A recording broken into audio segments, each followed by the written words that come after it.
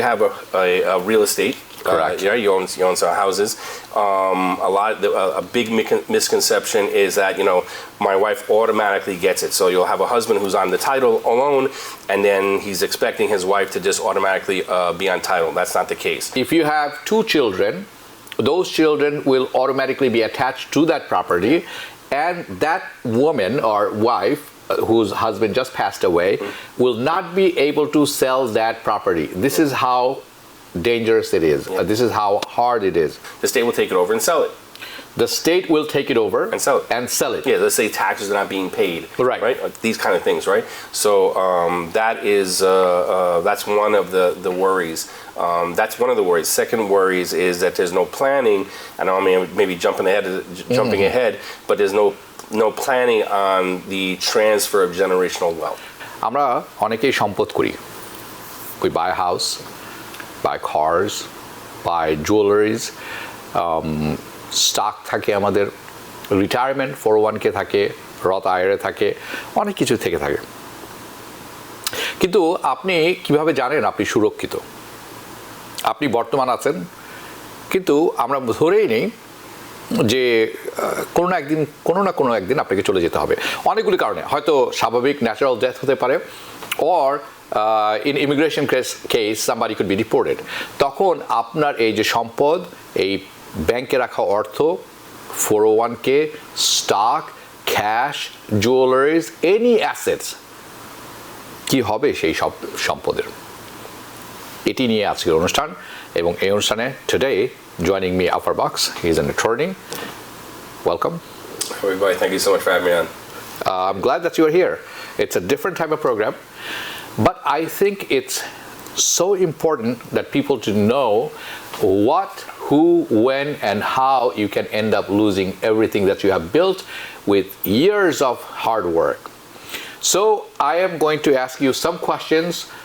I am also new into this. I'm sure people who are watching today, আপনারা যারা দেখছেন, আপনাদের কাছেও অনুষ্ঠানটি একেবারে নতুন মনে হবে, কিন্তু ট্রাস্ট মি, আজকের অনুষ্ঠানটা দেখার পরে আপনি মনে করবেন এই প্রশ্ন আপনার মনে ইতিপূর্বে বেশ কয়েকবার জেগেছে, অথবা একবারও না আসলে এখন মনে করবেন কেন আসলো না, অত্যন্ত গুরুত্বপূর্ণ। সো আমি আজকে শুরু করব। I am going to start with very simple things. We have some preconceived notion about assets, that I have an asset, I have a house, I have 401k, I have some stock or may not have stock, I have some cash in the bank. Even if I pass away or I die, it will automatically go to my wife, my kids. I don't have to do anything. We're going to start from there.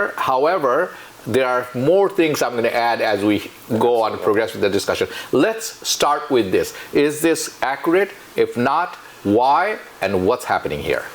So what happens is if you were to die, it's called die intestate. Right? Intestate means that you die without a will, or you die without a trust. So at that point, the courts would then decide, pursuant to the EPTL, which is the estates law, who gets what, right? So how your wife and children get the property. So what happens is, let's say you have a real estate. Correct. You own some houses. A big misconception is that my wife automatically gets it. So you'll have a husband who's on the title alone, and then he's expecting his wife to just automatically be on title. That's not the case. So what happens is, unfortunately, the spouse will have to go to court, spend about $7,000 to $8,000, wait about 6 to 9 months to get this letter, which approves her to be the owner of the property. Now, what makes it even worse is that instead of her being the owner by herself, which is normally how you would title the property, right? You do it as tenants by the entirety.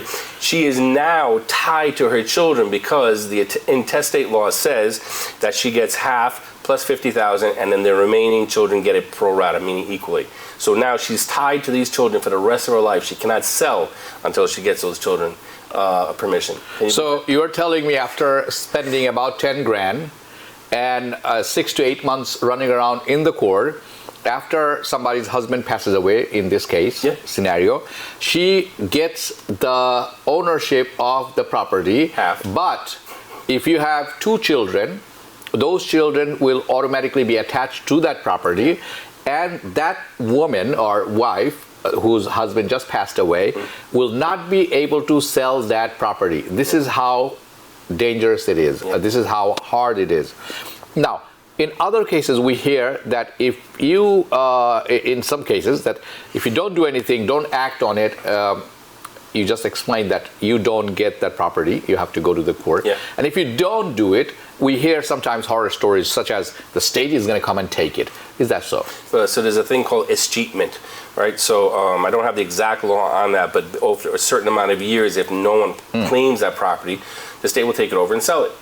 The state will take it over and sell it. Yeah, let's say taxes are not being paid. Right. Right. These kind of things, right? So that's one of the worries. That's one of the worries. Second worries is that there's no planning. I know I'm maybe jumping ahead, but there's no planning on the transfer of generational wealth. Right?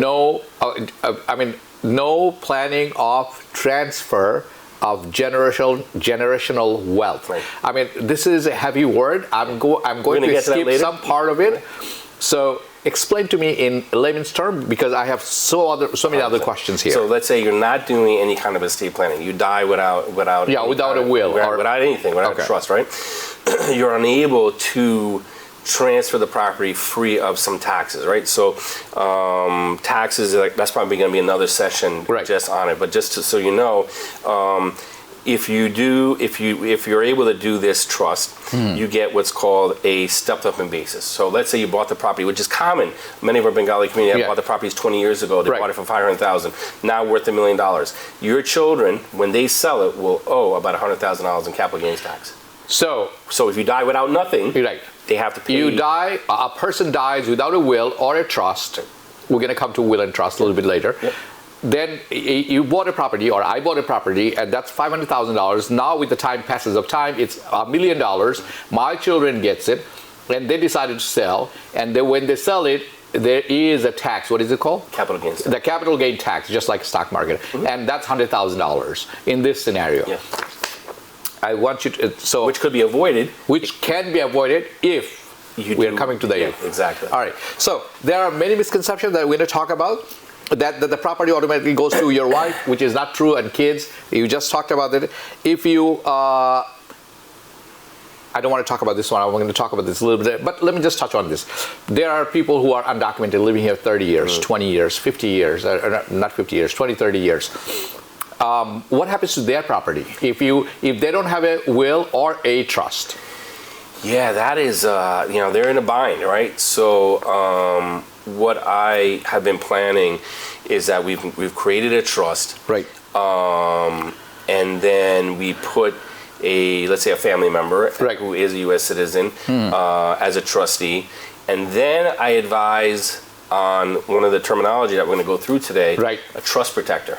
So this trust protector is somebody who kind of checks this trustee. Right, and we just kind of make sure that he's actually doing what he's supposed to do, right? So if the trust, let's say, God forbid, your brother decides he wants to sell the property, this trust protector would say, no, that's not the intent of the grantor. Correct. Right, and he could stop that sale, right? Okay. So and to make sure that your kids actually get it. So that's like really important. Right. So I think there's a lot to it. We're going to get to it, but but there is a way to protect you. There is a way to protect, and we will discuss, because দর্শক আপনারা যারা দেখছেন এটি আমরা কয়েকটি পর্ব করব. This is very important for everybody to protect your own rights and interests and assets for you, for your future generation. আমরা এটি কয়েকটি পর্বে করব. নিউ ইয়র্ক থেকে সম্প্রচারিত TVN 24 টেলিভিশন বিশ্বজুড়ে বাঙালির কণ্ঠস্বর.